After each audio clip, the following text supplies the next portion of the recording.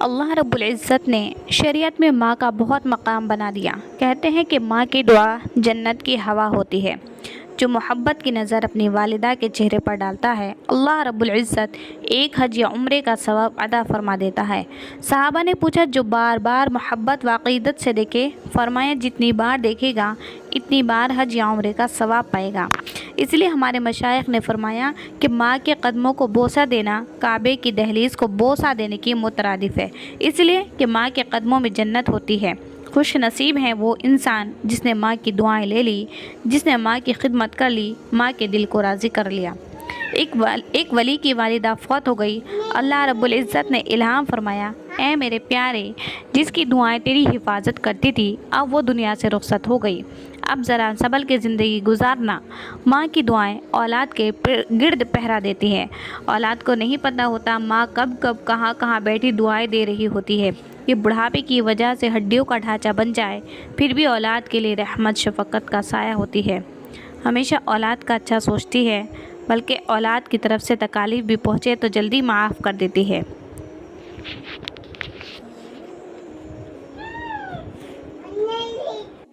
دنیا میں ماں سے جلدی معاف کرنے والا کوئی نہیں۔ اپنے بچے کی تکلیف دیکھ نہیں سکتی، اس لیے ماں کا حق 3 بار بتایا، چوتھی بار باپ کا حق بتایا، اس لیے کہ ماں بچے کی پیدائش میں مشقت اٹھاتی ہے۔ حضرت سلیمان علیہ السلام کے زمانے میں 2 عورتیں تھیں، چھوٹے چھوٹے ایک جیسے بچے اٹھائے ہوئے تھی، جنگل میں سے جا رہی تھی۔ ایک بھیڑیا آیا اور اس نے ان میں سے ایک عورت کے بچے کو چھین لیا اور بھاگ گیا۔ تھوڑی دیر بعد اس عورت کے دل میں یہ خیال آیا کہ یہ دوسری عورت کا بچہ میں لے لوں۔ اس نے جھگڑنا شروع کر دیا۔ معاملہ حضرت سلیمان علیہ السلام تک پہنچا۔ دونوں اپنا حق جتاتی ہیں اور کہتی ہیں کہ اس کے بچے کو بھیڑیا لے گیا۔ سلیمان علیہ السلام نے فرمایا، چھری لاؤ۔ ان میں سے جب ایک نے یہ فیصلہ سنا تو وہ کہنے لگی، ٹھیک ہے، لیکن جب دوسری نے سنا تو رونا شروع کر دیا۔ کہنے لگی، میرے بچے کے ٹکڑے نہ کرو، اس دوسری عورت کو دے دو، یہی پالے گی، کم از کم میرا بچہ زندہ تو رہے گا۔ آپ سمجھیے کہ یہ بچہ اس عورت کا ہے۔ آپ سمجھ گئے کہ یہ بچہ اس عورت کا ہے، آپ نے اسے عطا فرما دیا۔ یہ بھی حقیقت ہے، ماں کبھی بچے سے خود تو ناراض ہو جاتی ہے لیکن دوسروں کو ناراض نہیں ہونے دیتی۔ اس لیے اگر باپ ڈانٹ ڈپٹ کرے تو ماں سے برداشت نہیں ہوتا۔ وہ کہتی ہے کہ کیوں اس کو اتنا ڈانٹتے ہیں؟ یہ اس ممتا کی وجہ سے ہے کہ خود جھڑکی دے لے گی مگر کسی کی جھڑکی برداشت نہیں ہوتی۔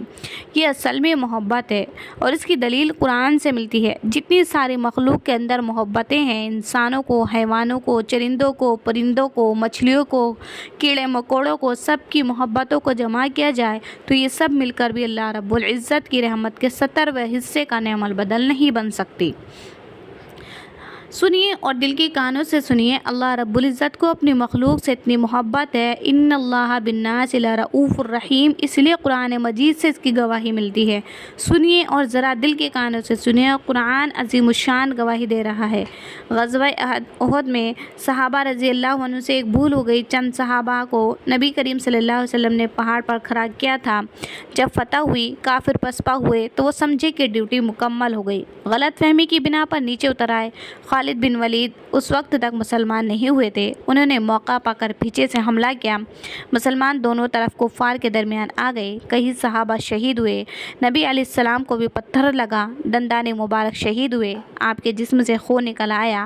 آپ اس بات پر بہت غمگین تھے۔ بڑے بڑے جلیل القدر صحابہ شہید ہوئے اور بہت ساری اکثریت تو زخمی تھی۔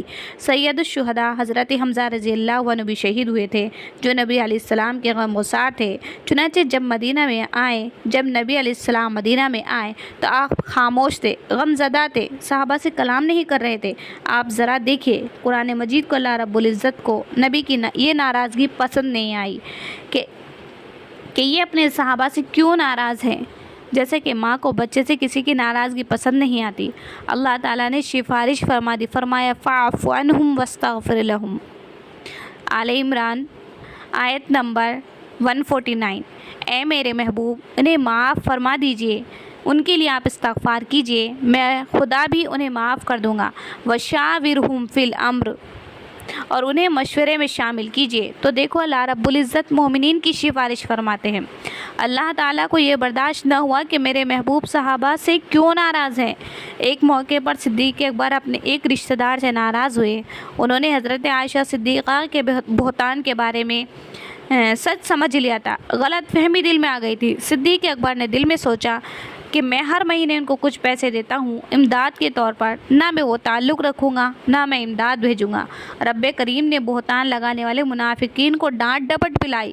جو صحابہ ان کی باتوں میں آ گئے تھے ان کی بھی سرزنش فرمائی، خود ڈانٹ ڈپٹ کر لی، مگر صدیق اکبر رضی اللہ عنہ کو نہ ناراض ہونے دیا۔ فرمایا وَلْيَعْفُوا وَلْيَصْفَحُوا أَلَا تُحِبُّونَ أَن يَغْفِرَ اللَّهُ لَكُمْ۔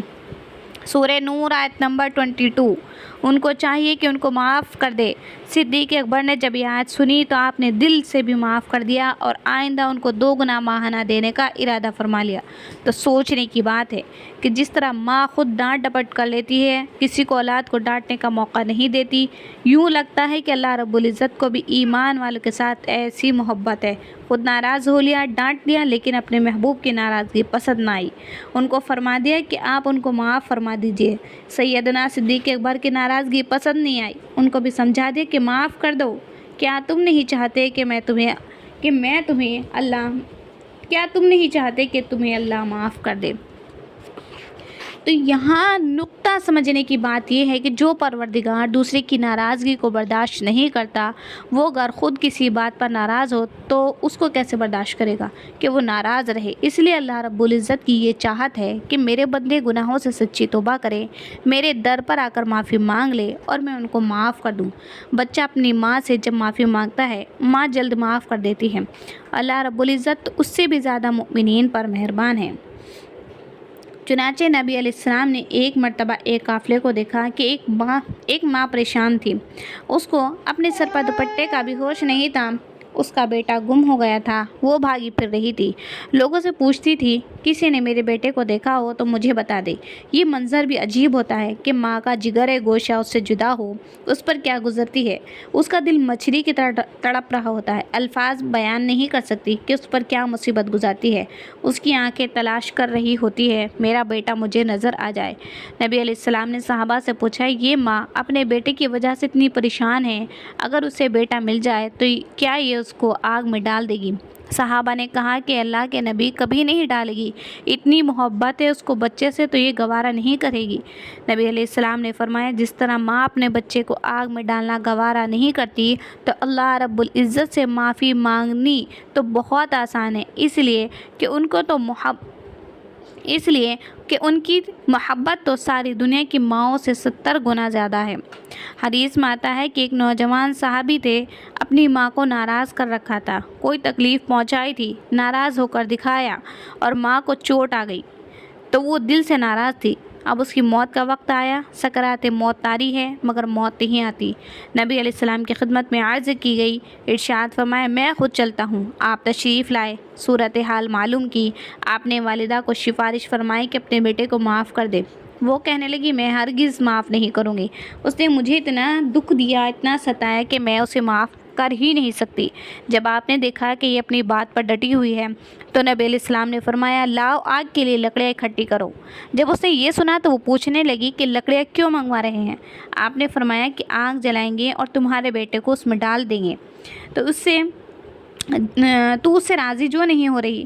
اس نے جیسے ہی سنا دل موم ہو گیا، کہنے لگی اللہ کے نبی میرے بیٹے کو آگ میں نہ ڈالیے، میں نے اپنے بیٹے کی غلطی کو معاف کر دیا۔ تو جب ماں نہیں چاہتی کہ بیٹا آگ میں جائے، اللہ رب العزت کیسے چاہیں گے کہ اس کے مومن بندے جہنم میں جائے؟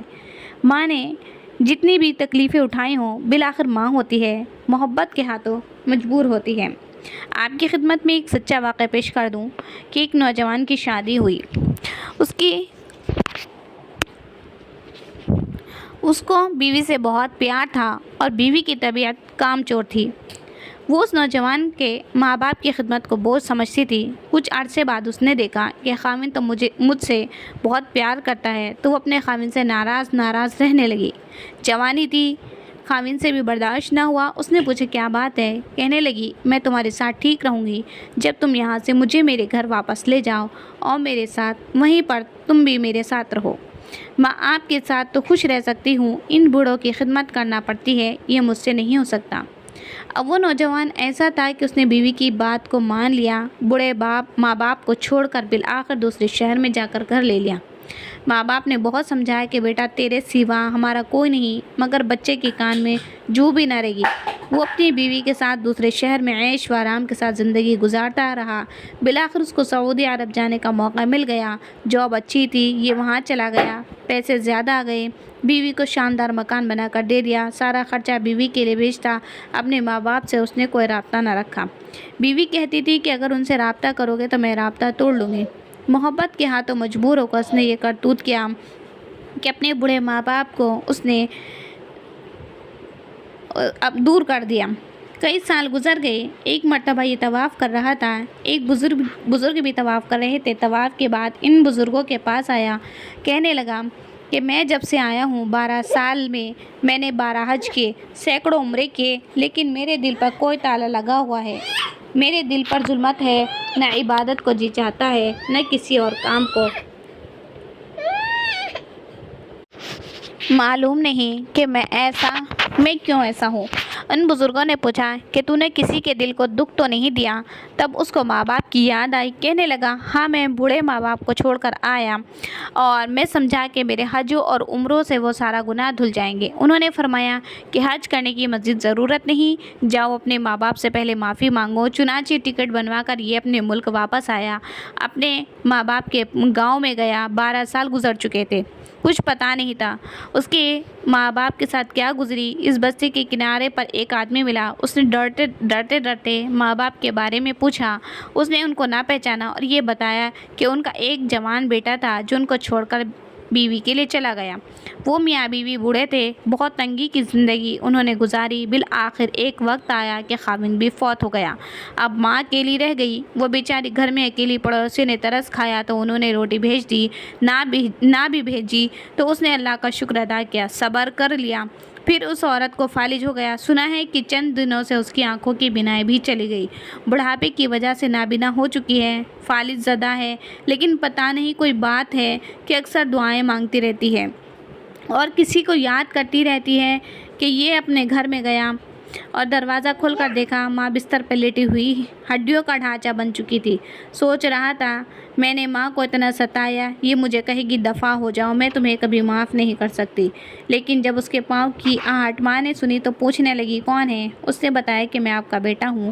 ماں کی آنکھوں سے آنسو آ گئے، بیٹے تو نے بہت انتظار کروایا، میں اس گھر میں اکیلی مصیبتوں کی ماری لیٹی ہوئی ہوں، دل کی آخری تمنا تھی کہ تم آ جاتے، میں تمہاری شکل نہیں دیکھ سکتی، تمہاری آواز تو سن سکتی ہوں۔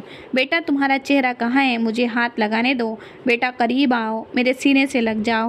یہ ماں کی محبت ہوتی ہے کہ اتنے دکھ برداشت کرنے کے باوجود بھی وہ فقط بیٹے کے گھر آ جانے سے خوش ہو جاتی ہے۔